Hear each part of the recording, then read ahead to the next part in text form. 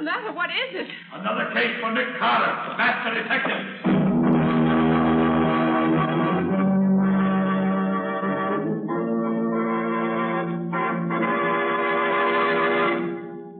Yes, it's another case for that most famous of all manhunters, the detective whose ability at solving crime is unequaled in the history of detective fiction, Nick Carter, master detective. Tonight's curious adventure... The Flying Duck Murders, for Nick Carter and the Gold Thieves.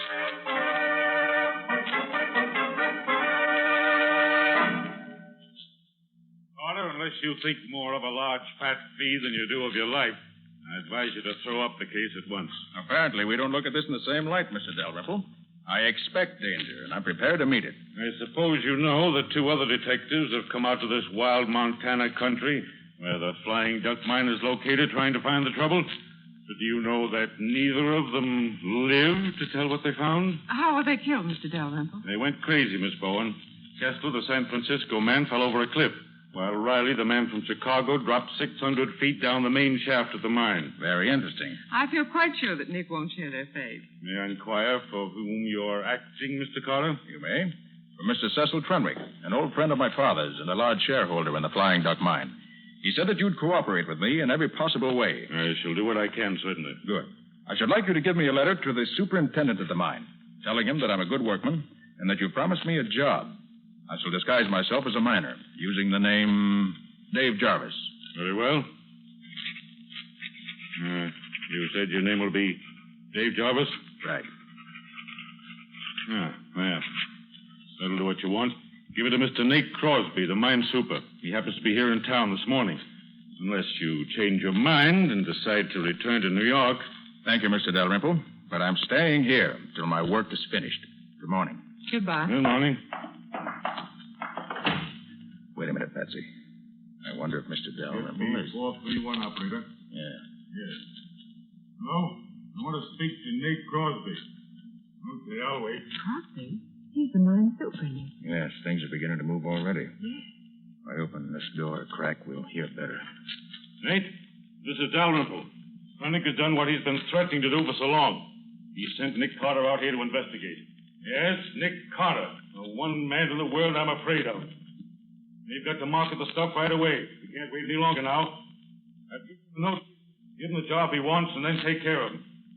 Yes, if you don't, it may mean curtains for all of us. Right, so long. And that will settle your future, Mr. Nick Carter. I very much doubt that, Mr. Dalrymple. Thanks for the attention, Mr. Dalrymple. But I intend to take care of my own future.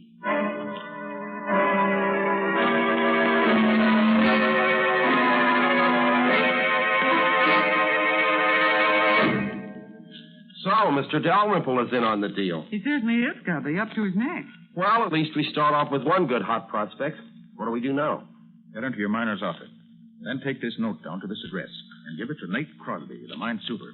Now remember, your name's Dave Jarvis, and Crosby's to give you a job in the mill. Okay, Nick. Then what? Well, first and foremost, keep your eyes open.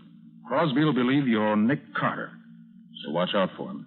He'll try to put you out of the way. And don't forget, Scubby, the detectives from Chicago and Frisco both came to grief. Well, it's going to be different with the guy from New York. Now, Patsy, you wait here at the hotel where we can get in touch with you if we need you. Sure, Nick. All right, get going, Scubby. I'm going out to the mine right away. You wait, though, and ride out with Crosby. And watch out for him. Right, Nick. I'll keep one eye on him and one on the mine.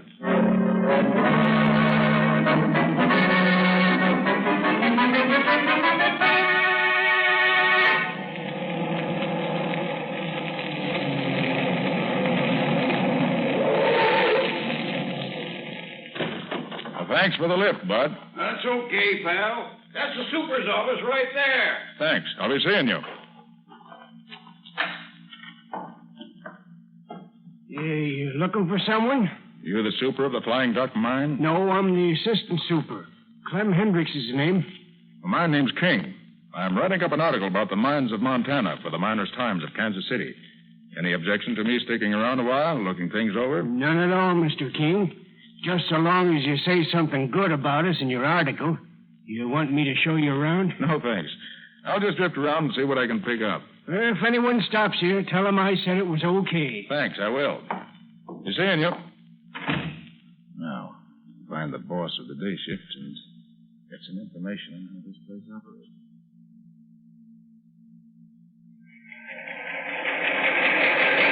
These are the mill stamping machines, Mr. King.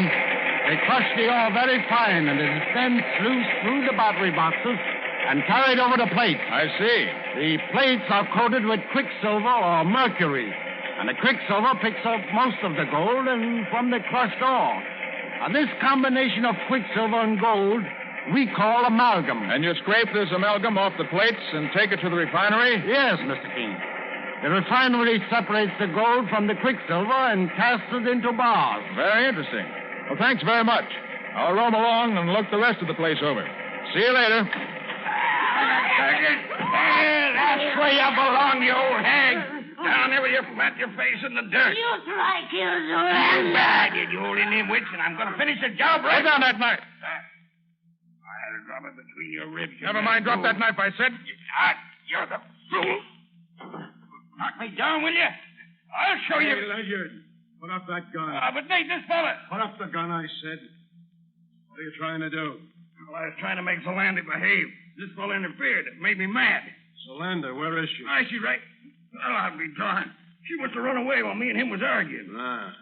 So you interfered, did you, mister? Certainly I did. You're King, the newspaper man, aren't you? That's right. I'm here to I've been looking for you.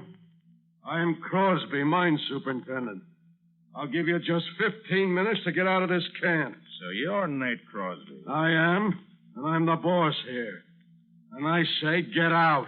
All right, Crosby. I'll get out. But I'll be back. I never leave a job unfinished.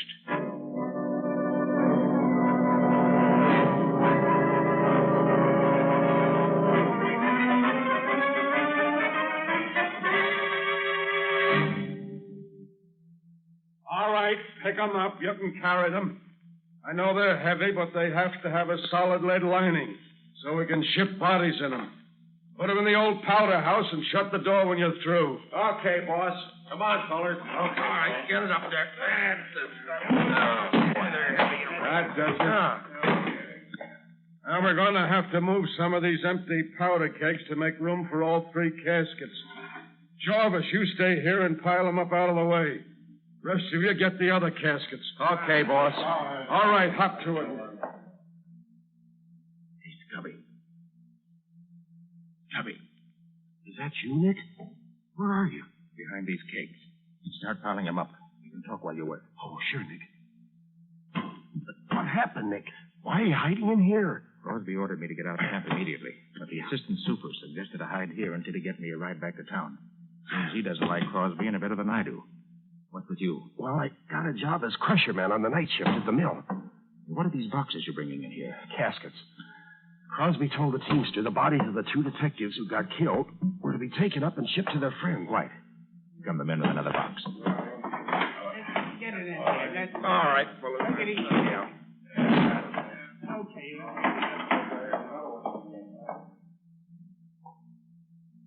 Nick, there were only two detectives who were killed. Who do you suppose the third box is for? For you, I imagine, Scubby. What? Remember, they think you're Nick Carter. I'm only Mr. King, newspaper reporter. Well, I'll certainly see that casket stays empty. Scubby, you know where the detectives are buried? Well, the teamster told me that Crosby knows because he and a couple of the mill hands took the bodies away. I see. Scubby, I've got an idea. When the men bring in the other casket, you go out with them. Then make some excuse to come back in here again. Okay, Nick, I'll fix it. Quiet now. All right, fellas, right here. That's it. All right, that'll do it, I think. Oh, hey, boss. I must have dropped my knife inside the powder house. Do you mind if I get it? Do what you want, so long as you're not late for your shift at the mill. Okay, boss, I'll be there. Oh, clear, Nick, they've gone. Now, what's your idea? First, shut the door, Scubby. Oh, sure, Nick. Now, Scubby, I want to see what's in these caskets. Here, I've got a screwdriver and my knife. Oh, so have I. Look, I'll help you. Good. Well, I'm glad they only use 4 screws to fasten these covers down. Makes it simpler. But why do you want to see what's inside, Nick? Got a hunch, that's all. Yeah. There, it's got it. You all ready? Yeah. All right, let's lift her up. Give me a hand. Yeah. Right there. Uh-huh. hunch is right, Scubby. The caskets are not lead-lined. The extra weight is due to this scrap iron in the bottom there. Like Crosby said, they had to have lead lining so they could be shipped with the bodies in them. These caskets figure in this game more than just as caskets, Scubby. Well, Crosby told the teamster to have a fresh team hitched to the large wagon for him at midnight tonight. I thought so. Scubby, he's going to take these caskets somewhere tonight, and I want to know where. Yeah, but how are you going to find out? I'm going with him. Hidden in this casket. I'll get in it and you put the lid back on. Oh, but Nick, you'll smother in there with the lid down. Scubby, you can put 4 small pieces of wood under the coffin lid before you screw it down. Oh, but Nick, I wish you would. Now, hurry up. All right. Pretty good fit. All right. Now hurry up. Okay, Nick. Keep your head down while I put the lid on. Okay. There we are. Have you learned anything yet, Scubby? Well, the only place in the mill where the gold could be stolen is the room where the battery boxes and the plates are. Well, have you found out how they did it? No, not yet. I hope to learn tonight when I'm on duty in the mill. Good, Scubby. You take care of that end. Now, what's this end? Yeah. Well, here's good luck to us both. I suspect we both may need it.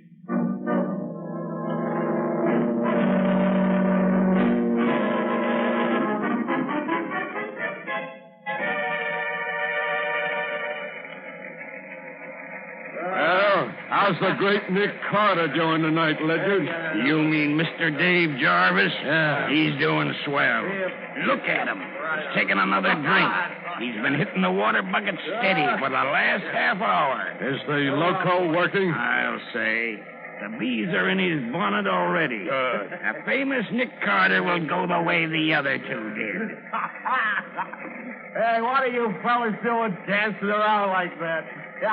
You can't fool me. There are a lot of billy goats.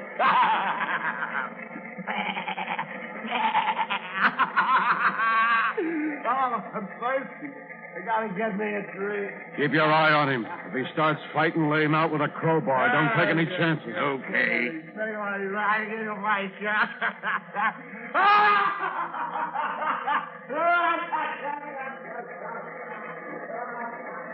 Did you see that? He's heading for the cliffs, just like the others. The Landers mixture hasn't failed yet. What's next, Crosby? Ledyard, get my team from the stable at midnight tonight and meet me at the old powder house. Now we can put Nick Carter's name on the third casket.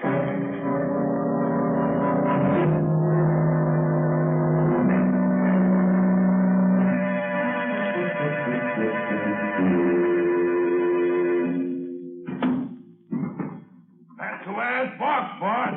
All right, Ledyard. You sit on the top box. I know that, boss. That's Crosby. I'd like to see his face if he knew I was in this casket. What did you take such wild broncos for, Super? They're the only fresh team in the stable. We got a hard run tonight over rough country, where no truck could possibly go. All right, Sam. Let them go and then climb up here with me. Here they go. Watch them. Okay.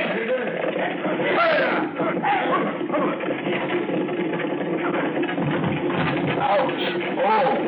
Wish they picked a better road to drive on. Now that the loco is done for Carter, we can bring this business to a successful finish. Oh! I hope we're not going far at this rate. You mean we're going to quit? We sure are. We'll market the stuff and make a clean getaway. This is the roughest ride I've ever had. Hey, you going to market the stuff? Leave that to me. I'll see that each of you gets it. Stop them, boss! Stop them! Hold them in! They're running away.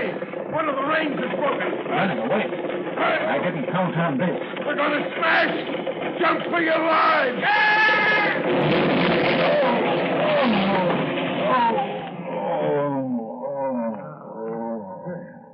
We got off just in time, boy. Yeah. Hey, look at that casket, Crosby. The one with the lid torn off. Huh? Oh, that's the infernal reporter I ordered to get out of camp this afternoon. What was he doing in that casket? Never mind that now. Get him while he's only half conscious. Come on, Sam. Now you... Good work, boys. That fixes Mr. Reporter. Tie his hands and feet with that rope. Okay, boy. You won't fight no more for a while now. Hey, look, Super. Here's a pair of handcuffs in his pocket and a couple of guns. Hey, what kind of reporter are you? Going around with handcuffs and guns in your pocket. You'll have to draw your own conclusions, Crosby. I've drawn them already. You're here to help Nick Carter. But by this time, Carter's where neither you nor anyone else is going to help him. He's loco. Plumb loco. Well, you never can be sure about Carter, Crosby. I can this time. And I can be sure of you, too. All right, put him back in the casket, boys. Put the cover on. Nail it down if you can't find the screws. Here's some nails. Come on, you. In you go. I got out the last time I was in here, Crosby. But you won't get out this time. Get the lid on, boys. That does it.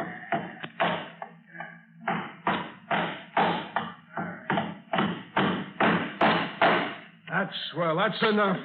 He can't do anything with his hands tied. Lydiard, you and Sam get the shovels that were in the wagon and dig a nice deep hole. We'll bury our reporter friend with our blessing.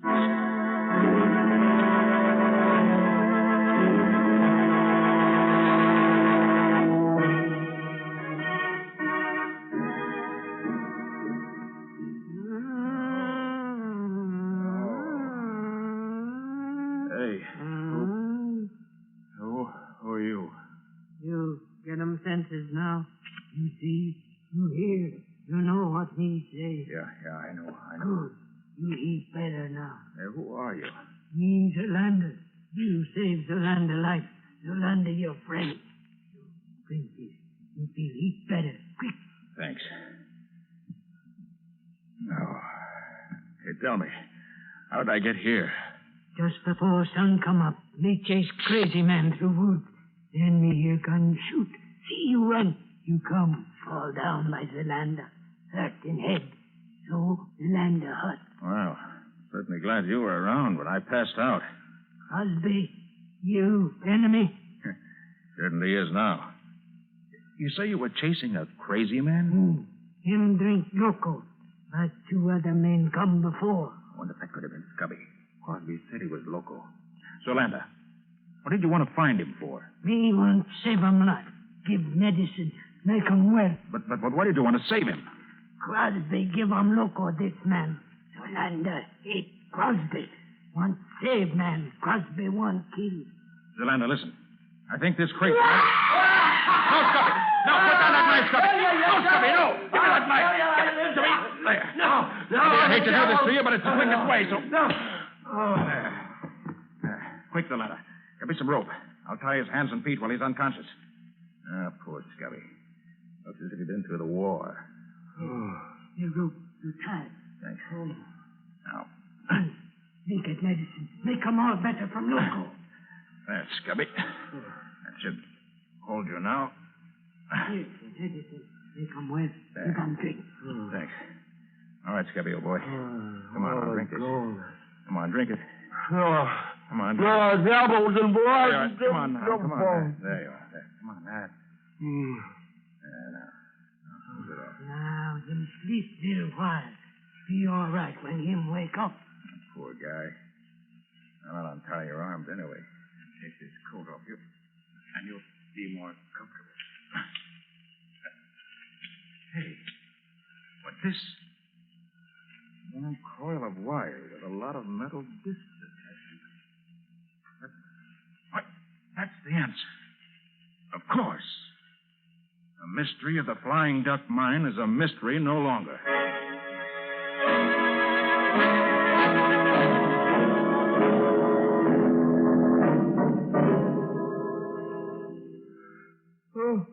Well, Scubby, you feeling better now that you've had some sleep? Yeah, I feel pretty good. Why? You don't remember what happened to you yesterday morning? Well, the last thing I recall is going to the water bucket and taking a long drink. Seemed as if the more I drank, the more I wanted. Well, that water bucket was loaded with loco weed juice. What? Surprised you didn't notice it. Well, I'm surprised at myself now. But both the amalgamators, even Crosby himself, kept drinking. While pretending to from that same bucket. Well, they certainly had me fooled. Look, Scubby. You remember seeing these discs strung on this coil of wire? Well, yeah. Yeah, I recall seeing one of the amalgamators have it last night. Why, did I bring it here? You did. And it breaks the case wide open. Well, good for me, even if I didn't know it. Hey, tell me, Nick, what are those discs used for? Here, I'll show you. Yeah. Now watch. Now you see, this stuff I'm scraping off is amalgam, a mixture of quicksilver and gold. The men who worked on the battery boxes in the mill, the amalgamators, hung these discs and a lot more like them in the battery boxes, right where they'd catch the best of the gold before it flowed over the other plates.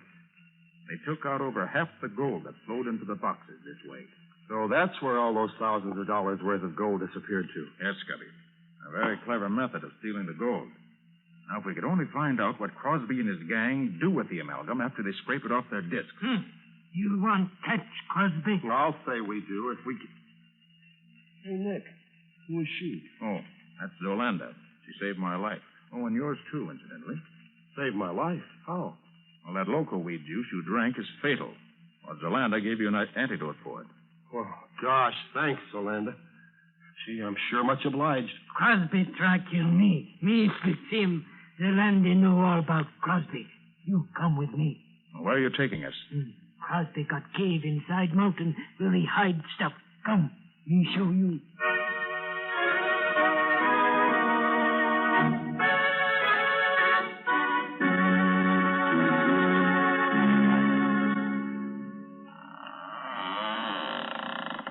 So this is where Crosby hides out, huh? Yeah. Too bad there's no one here now. But they've been here today. Look there, Scubby. Well, that looks like the scrap iron we took out of the casket in the old powder house before you hid in it. Right, Scubby. And this scrap iron was in the other two caskets. So they brought them up here. I wonder why. There's the answer. Over there in that corner. And the Thayer's furnace. And it's still warm, Scubby. So we must have scared them off when we came up. Wait. Let me take the cover off this retort.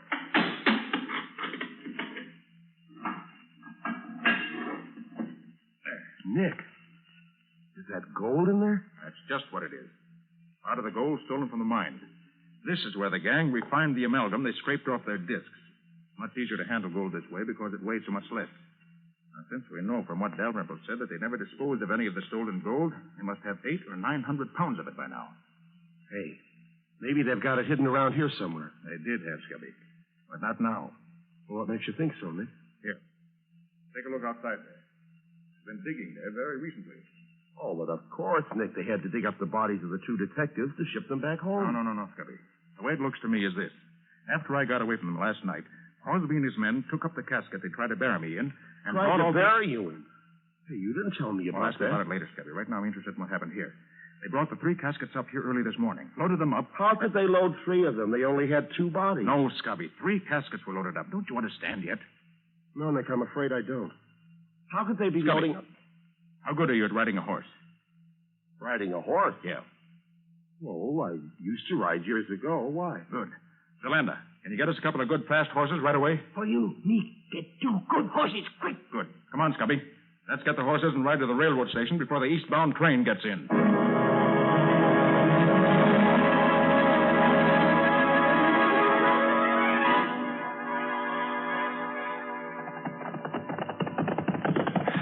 But, Nick, what's all the hurry? Well, unless I'm wrong, Scubby, these 3 caskets are going east on the next train.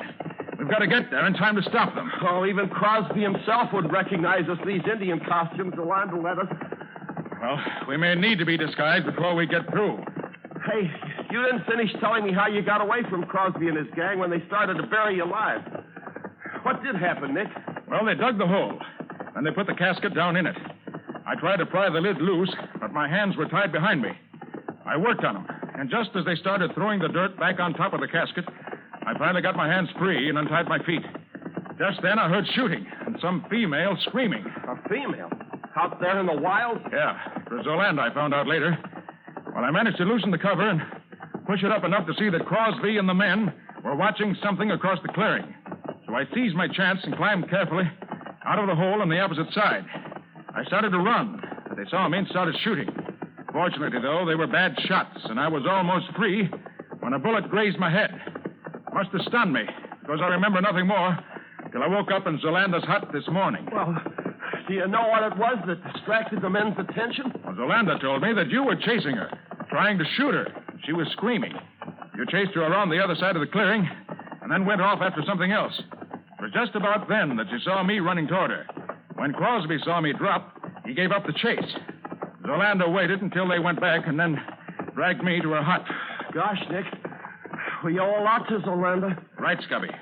And the best way we can pay that debt is to see that Crosby and his murdering pals end up where they belong, behind bars or in the electric chair.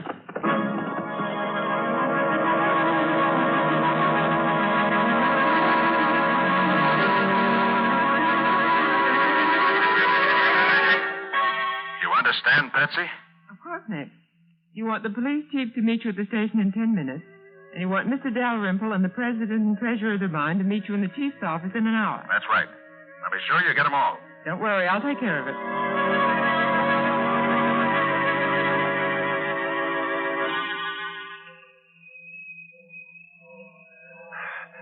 These are the ones, Nick. These three here on the baggage truck. Did you notice the names on them, Scubby? Yeah.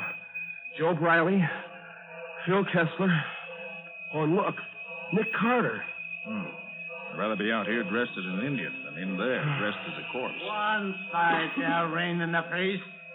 We got to get these caskets into the baggage car. Oh, just a minute. You see this badge? Special agent. So what? What do you want me to do? Just leave these caskets in the baggage truck for now. But they're supposed to go on They're this... staying here, quiet. Hey, look here, baggage master. Get these boxes on the train and be quick about it. No be in hurry, mister. Why, you Indian meddler, what the deuce Huh? do you... You look behind you. What do you mean? Take your hat off, Scubby. Sure, Nick. There you are, Mr. Crosby. Dave Jarvis. Why, you... Don't try to start anything, Crosby. I've got my gun on you. Where's he getting these boxes Hurry your man, officer. These three right here. Get your hands up, all of you, and fast. Hey, What the you devil can't you do do? that. What is it? Quiet, all of you. You three men are under arrest.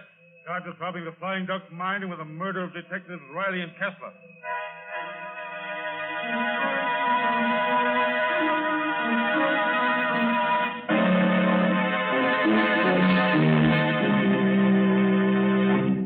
Now, Mr. Dalrymple, I asked you and the officials of the Flying Duck Mine to meet me here in the office of the chief of police because I want to show you what's in the casket that Crosby was taking back east with him. Now, the first casket is supposed to contain the body of Phil Kessler. All right, Scubby, open it. Sure, Nick. Gold.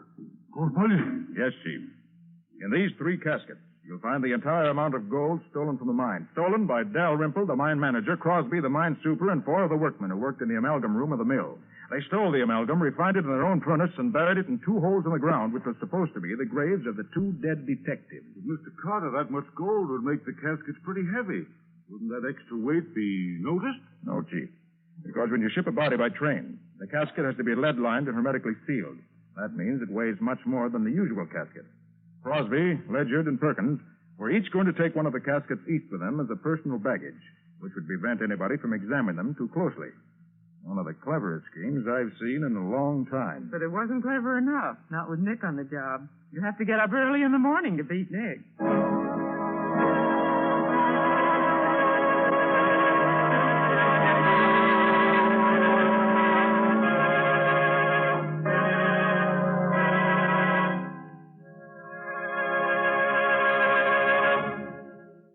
This was another strange experience of Nick Carter, master detective, called The Flying Duck Murders or Nick Carter and the Gold Thieves.